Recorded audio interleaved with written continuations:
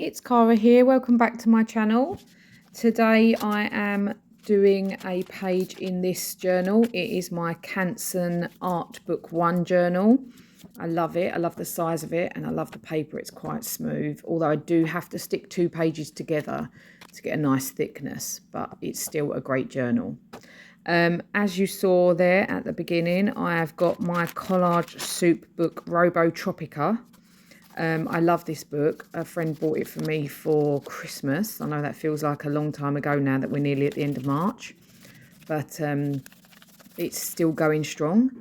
So I've just grabbed out my Magenta Finenolo paint there, and I'm using the baby white technique to apply that to my page so that it's not too dark. I got the inspiration for the colours for this page from the image that I showed you at the beginning of the birds. So I'm using the pinks and the oranges from those birds to get these warm tones so that I can keep the cool tones, the blues and the greens and the yellows for the leaves that I plan to put on the bottom. As you can see, I'm using a blending brush to go through my stencils. Now for that first stencil, it did bleed through a little bit, and that's just my own fault because I had too much paint on the stencil. So just a tip that when you're using brushes or even sponges through your stencils, don't overload them with paint like I did. Make sure you dab them off, although because this is a background, I do know that most of this is going to get covered up, so I'm not so worried about that. That first stencil, the kind of swirly one that I've used, is a Tracy Scott stencil. It is PS388. And then on the top of that, I've used the one with lines on it, which is like a lattice type stencil, which is just a cheap stencil that I had.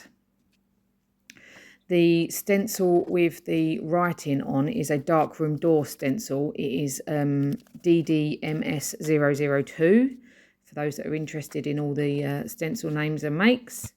And then I also used a little heart stencil, which is one I made myself when I had a Cricut or Cricut, however you guys say it, machine. So that's just a load of tiny little hearts that I designed myself and cut out on some mylar sheets. Same with these leaves here. These are all my own designs.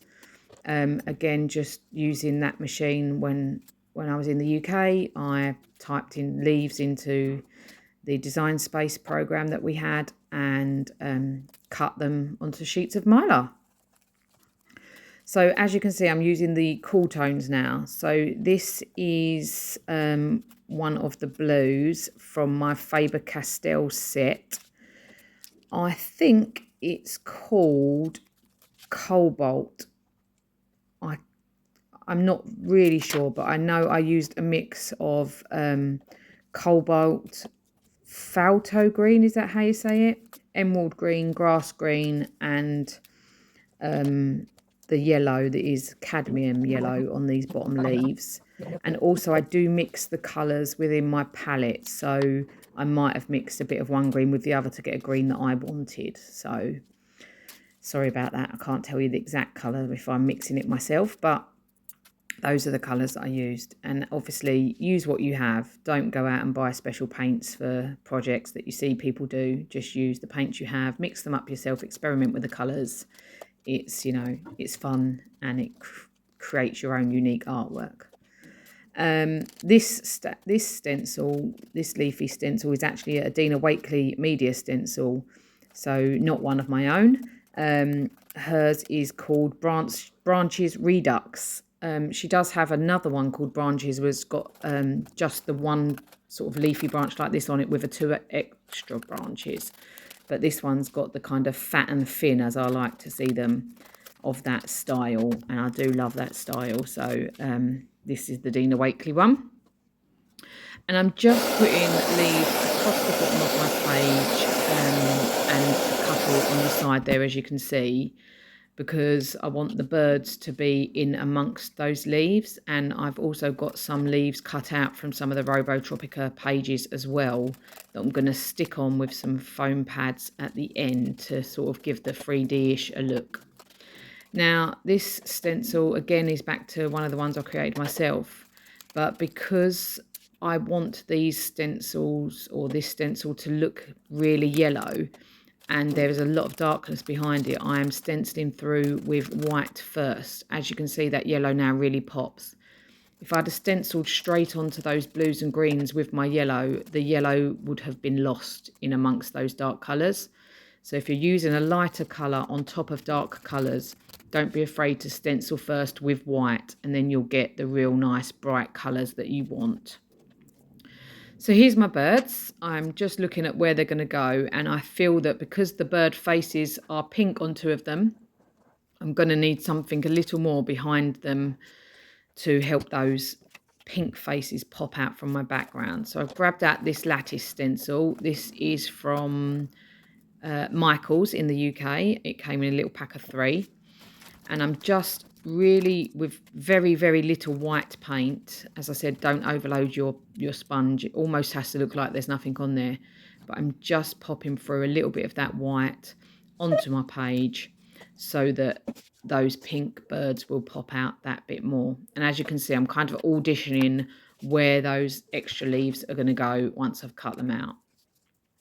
So I've decided where my birds are going to go. I've done the white stenciling and I'm very happy with that. So I'm just adding a little bit of double-sided tape to help them stick, as well as my glue stick.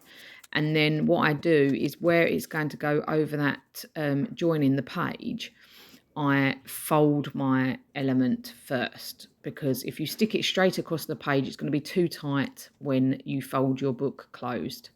And then when you open it again, it'll probably rip. So just make sure you put the fold in to give your element sort of space to breathe if you're going to put it across 2 pages. So now that that's all stuck down, I'm using my white pen, my white gel pen, to outline some of those background leaves that I've stenciled in, just to give those a little bit more depth as well, a little bit of highlight. I don't do them all. They're not all going to be seen, and I don't want them all highlighted. So I just do a few that I feel will poke out between these ones that I've cut out. So I cut them out off screen for you. You don't need to see me sit and cut around all those leafy parts. I'm sure you guys know how to use a pair of scissors. So here they are, magically cut out via the power of the internet and ready to stick down. So I'm just adding some of that double-sided foam tape. It is very sticky actually here. I think the heat in Morocco gets to it and makes it that bit more sticky, because I get it stuck all over my fingers. Sorry about the changing light there. I think the sun's coming through behind me and I can just see the glare on the screen. But you can still see, so that's fine. Now I'm using my Stabilo All Pencil just on a little piece of, a little brush with a little bit of water on it, just to give those leaves that I've cut out a little bit of depth as well. So I go around a few of those and add some sort of darker bits to the leaves so you can see that there is something else behind them. And then I go round my birds with the Stabilo All Pencil and activate that with water on a brush as well. This helps the focal points pop from the background, especially when, like at the bottom there, all those leaves, it is quite busy. I want to be able to see that the birds are on legs and that they're not floating in the middle of my page. I also use this to add a bit of shadowing, because underneath the birds, obviously you'd have a little shadow. So down the bottom there where I'm adding that extra bit of pencil now is giving my birds a little bit of depth, a little bit of shadowing. And I do that under the beaks as well, because again, if the light were coming from above them, you would have that shadowing. So just have a little think about where the light would come from in your images and add that bit of shadowing if that's what you want. Obviously, not everyone likes to have that. And if you want them flat on your page, then, you know, it's your page. Now I'm using a stamp, which is just some leafy patterns to add a little bit more texture and depth to the top half of my page. And I've also got a script stamp and some background building stamps there. The leaf stamp is a Tracy Scott stamp. It's from the pack TS072. But the other stamps are just general background building stamps that came from a very cheap set that I had. Here I'm using my excess paint just to add a bit of splatter. Again, I do like a little bit of splatter in the background. If you've watched my videos before, you'll see me add splatter to nearly every page I do. I'm looking for quotes now. I was going to write on the page and I couldn't quite find a quote that I wanted regarding sort of birds talking to each other. So what I've grabbed at is my Ranger Diane Reevely Bigger Back Chat stickers.